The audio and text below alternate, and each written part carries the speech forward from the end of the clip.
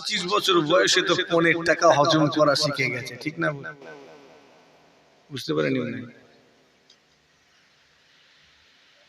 আমার প্রশ্ন এই জায়গায় যে মানুষটা পরিবর্তন হলো না কেন? এই মানুষগুলো পরিবর্তন হচ্ছে না, এর জন্য দায়ী হচ্ছে কমিটি। কারা দায়ী?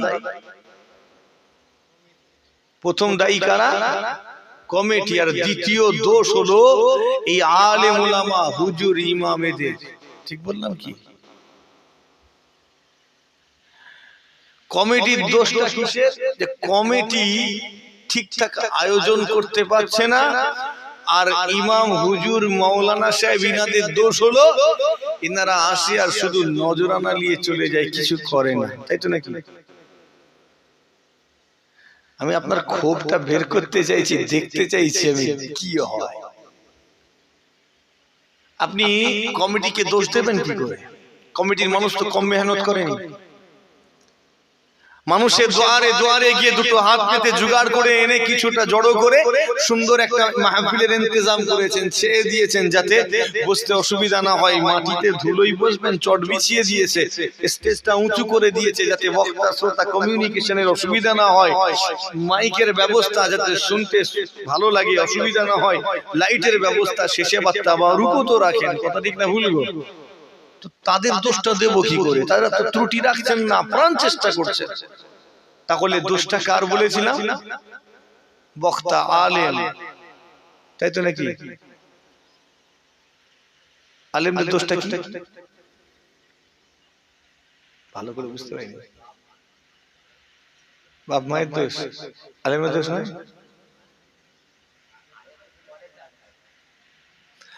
আলেমদের দোষটাই বা দেব কি করে? তারাও তো রাতকে রাত জেগে জেগে কিতাব পড়ছেন, অতঃপর অধ্যয়ন করা ওই বিষয়গুলো নিয়ে চিন্তা করছেন যে এই জটিল বিষয়টা কিভাবে উপস্থাপন করলে আমার মজলিসের সমস্ত শ্রেণীর মানুষ বুঝতে পারবে। কেননা এই মজলিসে সব মানুষ উচ্চ শিক্ষিত নয়, সব অল্প শিক্ষিত বা সাধারণ নয়, সব রকমের মানুষ আছে। তো সমস্ত শ্রেণীর মানুষদের বোঝার উপযোগী করে আলোচনা রাখতে হবে। তো তারা সেভাবে আলোচনা করছেন, বোঝানোর চেষ্টা করছেন। কখনো বোঝানোর জন্য কোরআন শরীফ, হাদিস শরীফ থেকে রেফারেন্স দিচ্ছেন, উদ্ধৃতি দিচ্ছেন। কখনো বোঝানোর জন্য আল্লাহর ওলিদের ঘটনা বলছেন, সাহাবীদের ঘটনা, কখনো নবীদের ঘটনা। কখনো বা আপনাকে বোঝানোর জন্য টান দিচ্ছেন, কখনো বা ধীরে ধীরে বলছেন, কখনো বা বাস্তব সমাজ থেকে উদাহরণ টেনে আনছেন। তাদের দোষটা দেই কি করে? আসল দোষটা কার?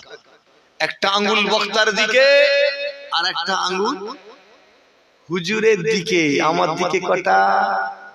তাড়াতাড়ি বলেন না রে বাবা। এই দেখতে পাচ্ছেন তো? চশমা দেবো? আমার দিকে কটা? তো অন্যজনকে দোষ দেওয়ার আগে নিজের দিকে ভালো করে ঝেঁকে দেখো, আসল দোষীটা ধরা পড়বে। কথা ঠিক না গো? আসল দোষীটা কে? আসল বদমাইশটা কে? বলেন না, আসল বদমাইশটা কে? লজ্জা লাগছে? বলছেন নিজে। হ্যাঁ, খাঁটি কথা। আসল বদমাইশ হলো নিজে। কেন? বেটা, সারা বছর তুমি নামাজ পড়িতে দাঁড়াওনি, ফুরফুরা থেকে দাদা পীরের আওলাদ এসে তোমায় নামাজি বানিয়ে দেবে। দীর্ঘ একটা বছর হয়ে গেল কোরআন শরীফটা একবারও খোলেনি। এমনকি রমজান শরীফের 27 তারিখেও কোরআন শরীফ খুললো না। আপনি কি ভেবেছেন মাওলানা এসে, হুজুর এসে, ইমাম এসে 15 মিনিটে সূরা ফাতিহা শিখিয়ে দেবে? ভাবলেন কি করে? মনে রাখবেন, দুনিয়ার কোন আলেম, কোন হুজুর, কোন পীর সাহেব, কোন পীরজাদা, কোন মুফতি, কোন মুহাদ্দিস, কোন মুফাসসির আপনাকে হেদায়েত করতে পারবে না। একদম কান পরিষ্কার করে জেনে নেন, একদম শুনে নেন। দুনিয়ার কোন আলেম, কোন হুজুর, কোন মাওলানা, কোন পীর সাহেব, কোন পীরজাদা, কোন মুফতি, মুহাদ্দিস আপনাকে হেদায়েত করার ক্ষমতা রাখেন না। এদের হেদায়েতের ক্ষমতা আল্লাহ এদের দেননি। এমনকি ফুরফুরা শরীফের ছোট হুজুর কিবলা রাহমাতুল্লাহ আলী, আল্লাহর ওলি ছিলেন, তিনিও আপনাকে পরিবর্তন করার ক্ষমতা রাখেন না। তাহলে পরিবর্তন কে করবেন? আমার নবী। কথা ঠিক না ভুল গো? আমার নবী আপনাকে হেদায়েত করার ক্ষমতা আমার নবীরও নেই। আমি ভুলভাল বকছি না তো? রাত বেশি হয়ে গেছে, চোখে ঘুম ঘুম ভাব, ভুলভাল বকছি না তো? আমার নবী পরিবর্তন করতে পারবেন? আমার নবী যদি পরিবর্তন করার ক্ষমতা রাখতেন, আবু জেহেল পরিবর্তন হয়ে যেত মিয়া। আবুল আহাব, উতবা, শাইবা, ওয়ালিদ ইবনে মুগীরা এরা সব পরিবর্তন হয়ে যেত, হেদায়েত হয়ে যেত। নিজের সবার জানা রয়েছে, মৃত্যু সজ্জায় শায়িত গিয়ে বললেন একবার কলেমাটা পড়ে নেন, আপনার জন্য আমি রাসূলুল্লাহ জান্নাতের জমিনদার হয়ে যাব। শত চেষ্টার পরেও কলেমা পড়াতে পারেননি, আল্লাহ জানিয়ে দিলেন আমার হাবিব ইন্নাকা লা তাহদি মান আহবাবতা, আপনি যাকে ভালোবাসেন তাকে পরিবর্তন করতে পারবেন না, পরিবর্তন করার মালিক আমি আল্লাহ। একবার জোরে হয় না, আর একটু জোরে হয় না, আমি আল্লাহ মালিক, আমি হেদায়েত দেব। হেদায়েত কে দেবে? তবে আল্লাহ এটাও জানিয়ে দিয়েছেন, ওরে মুশরিকিন শুনে রেখে দে, আমার কোনো টানা হিচড়া নেই যে জোর করে তোকে নামাজি বানিয়ে জান্নাতে নিয়ে যেতে। ঠিক বলছি না ভুল? আল্লাহর কিসের দরকার? আল্লাহ কেন আপনাকে নামাজি বানাতে যাবে? আল্লাহ কেন আপনাকে রোজাদার বানাতে যাবে? কিছু কিছু মানুষকে জিজ্ঞেস করি, এতদিন ধরে ওয়াজ শুনছো, নামাজ পড়ো না কেন? বলছে আল্লাহ হেদায়েতের মালিক, তিনি হেদায়েত না করলে আমি কি করে হেদায়েত হব? ওগুলো হলো খাঁটি বদমাইশ। কি বদমাইশ? নির্ভেজাল বদমাইশ। ওই বদমাইশ গুলোর কোনো ভেজাল নেই, একেবারে নিখাত। কথা খারাপ লাগলো মনে হয়? দেখেন, আমি উঁচু জায়গায় বসেছি, আমাকে ভাষা এমন রাখতে হবে যেন গিয়ে দিলে লাগে কিন্তু অভদ্র না হয়। কথা বুঝলেন?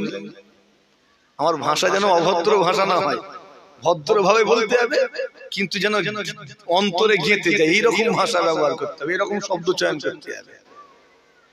তো ওই ব্যক্তিগুলো খাঁটি বদমাইশ, যারা বলে হেদায়েতের মালিক আল্লাহ, তিনি হেদায়েত করেননি তাই আমি হেদায়েত হইনি। বেটা, তুমি নামাজ পড়ুনি, দোষ আল্লাহর। তুমি নামাজ পড়ুনি, দোষ হুজুরের। তুমি রোজা রাখুনি, দোষ কমিটির। বদমাইশ তুমি নিজে। কথা ঠিক না ভুল গো? হ্যাঁ, আল্লাহ বলছেন মালিক আমি, আমি দেব। আমার টানা নেই, আমার টানা হিজড়া নেই যে তোমাকে জোর করে নামাজি বানাতে হবে, রোজাদার বানিয়ে জান্নাতে নিয়ে যেতে হবে। আল্লাহর জান্নাতের দরকার নেই, জান্নাতির দরকার নেই, নামাজের দরকার নেই, নামাজির দরকার নেই, হেদায়েতেরও দরকার নেই। দুনিয়ার সমস্ত মানুষ যদি আল্লাহকে আল্লাহ বলে মেনে নিয়ে সিজদা করে জান্নাতে চলে যায়, আল্লাহ পাকের ইজ্জত বেড়ে যাবে না? দুনিয়ার সমস্ত মানুষ যদি শয়তানের দাসত্ব করে জাহান্নামে চলে যায়, আল্লাহ পাকের ইজ্জত সামান্যটুকু কমেও যাবে না।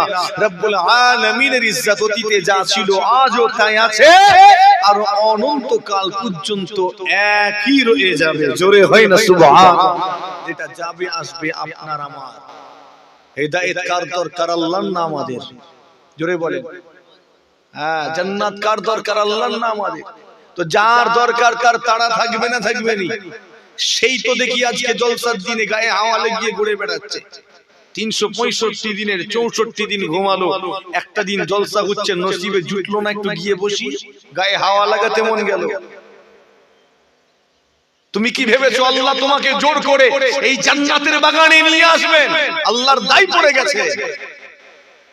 হ্যাঁ, আল্লাহর টানা হিজড়া পড়ে গেছে যে জোর করে তোমাকে জান্নাতের বাগানে বসাতে হবে। অতটা সহজ নয়, আল্লাহর প্রয়োজন নেই।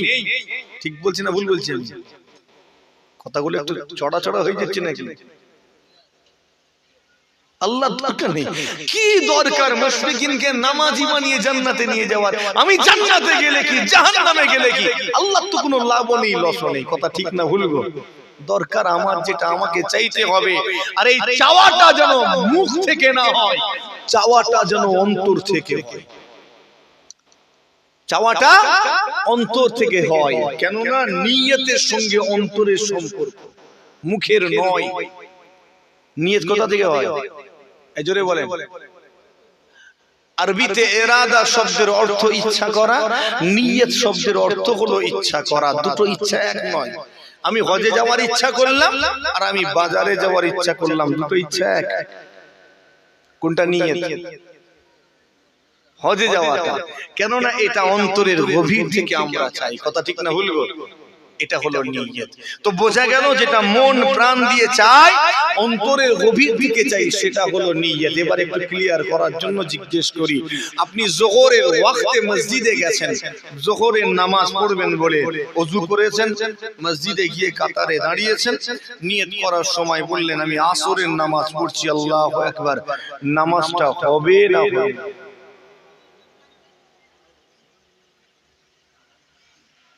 হ্যাঁ কি না বলেন? নামাজ হয়ে যাবে? জোহরের কাতার আর নিয়ত করছে আসরে,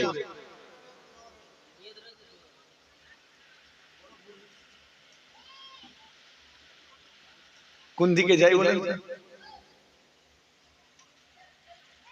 নামাজ হবে না হবে? হয়ে যাবে?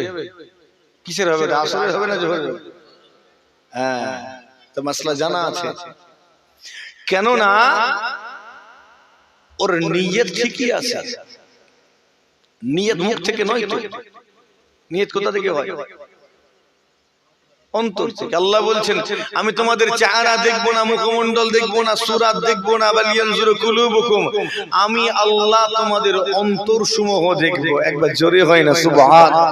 জি বান্দা অন্তর থেকে নিয়ত আছে তার।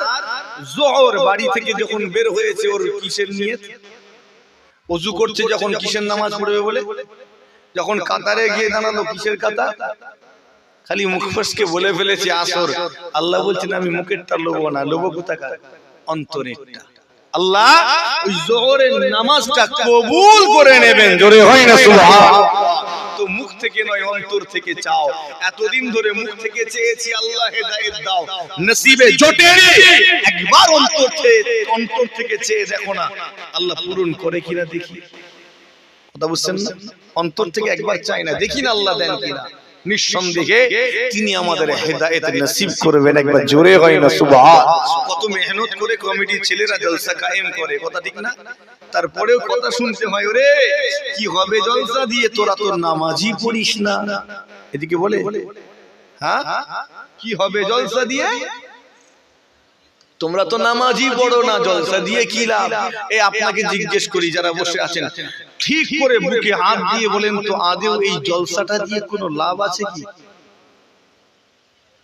সুদখোরটা কালকে সুদ খাওয়া ছেড়ে দেবে নাকি? টেড়া বেঁকা ওয়াজ হয়ে যাচ্ছে, ছাড়েন সব, এভাবে আর বলবো নি তো, অন্যরকম ওয়াজ হয়ে যাচ্ছে না?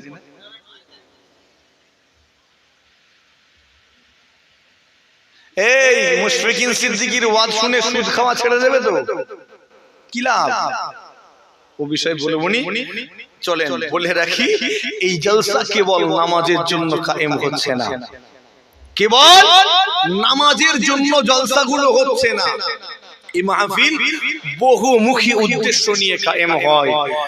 একটা উদ্দেশ্য হলো নেকি সঞ্চয় করা। একবার জোরে হয় না সুবহানাল্লাহ? এই মাহফিল কায়েম করার আরো একটা উদ্দেশ্য হলো গুনাহগুলোকে maaf করিয়ে নেওয়া, আরো একটা উদ্দেশ্য হলো ঈমানদারদের ইজ্জতটাকে বাড়িয়ে নেওয়া। জোরে হয় না সুবহানাল্লাহ? এই মাহফিল কায়েম করার আরো একটা উদ্দেশ্য হলো ইসলামী জ্ঞান অর্জন করা, নিজেকে দানশীল বানিয়ে নেওয়া। আরো একটা উদ্দেশ্য হলো অতীতের ভুলগুলো সংশোধন করা। আর একটা উদ্দেশ্য হলো হেদায়েত হওয়া, নামাজি হওয়া। মাহফিল কায়েম করার অনেক উদ্দেশ্য, কেবল তো নামাজ নয়। তাহলে কেন নামাজকে ইস্যু করে জলসাগুলোর কাঠি করেন, বন্ধ করার চক্রান্ত করেন? আজকের এই জলসার মূল উদ্দেশ্য হলো আমাদের মুরব্বি ঈমানদার কবরবাসী যারা বিদায় নিয়েছেন, তাদের রূহের সওয়াব রেসানি করা। একবার জোরে হয় না সুবহানাল্লাহ? শুধু তাই নয়, এই সওয়াব রেসানির মাধ্যমে তাদেরকে আল্লাহর জান্নাতে যাওয়ার ব্যবস্থা করা। একবার জোরে হয় না? এই মাহফিলের কারণে তারা জান্নাতে যাবে। আজকের এই মাহফিলের কারণে আমাদের পূর্বপুরুষেরা জান্নাতে যাবে। কি করে যায়? অবশ্যই যাবে। যে সওয়াব আমরা পাই, এটা তাদের আমল নামায় পাঠিয়ে দেওয়া হয়। সওয়াব রেসানি করা হয়, এটা তাদের নামায় আমালে গিয়ে জমা হয়। দুনিয়ার ইমানদারেরা সওয়াব পাঠাচ্ছে, আমল নামায় তাদের জমা হচ্ছে, হতে হতে এক পর্যায়ে তাদের কৃত গুনাহ থেকে পাঠানো নেকিটা বেশি হয়ে গিয়ে নেকির পাল্লাটা ভারী হয়ে যায়। আর যখনই নেকির পাল্লা ভারী হয়, আল্লাহ আর জাহান্নামে রাখেন না। যেহেতু নেকি বেশি, তাই আল্লাহ জাহান্নাম থেকে নাজাত দিয়ে দয়ার জান্নাত নসিব করে দেন। জোরে হয় না সুবহানাল্লাহ।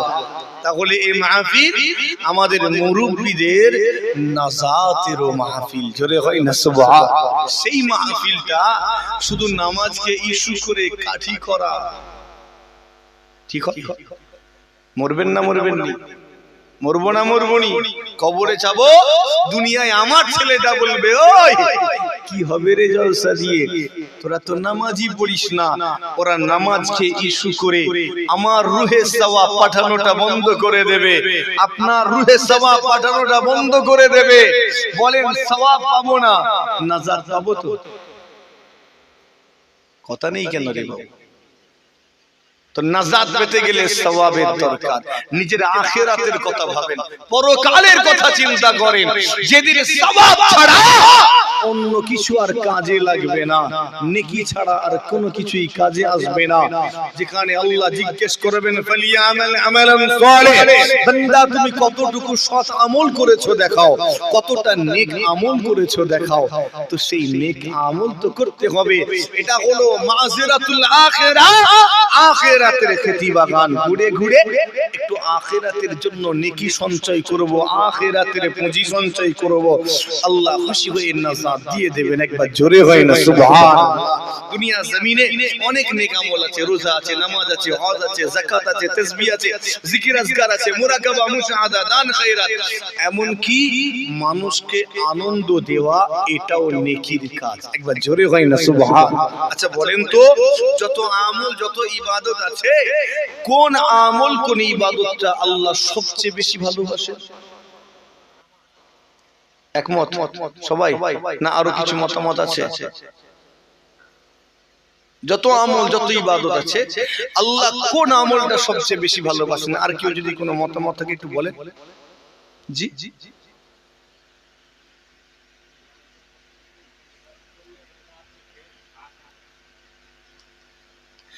সবচেয়ে বেশি কোন আমল কোন ইবাদত? আর কেউ অন্য মতামত দেবেন? আমি এভাবে কেন বলছি, যাতে ব্রেনে ঢুকে আর কি। আমি আপনাকে জিজ্ঞেস করলাম যাচাই করার জন্য। তো এই প্রশ্নটা আমার নবী সাহাবা আমার নবীকে করেছিলেন, ইয়া রাসূলুল্লাহ আইয়ুল আমালি আহাব্বু ইলাল্লাহ। তবে তিনি যখন প্রশ্নটা করেছেন, তিনি জানার জন্য করেছেন, যাচাই করার জন্য।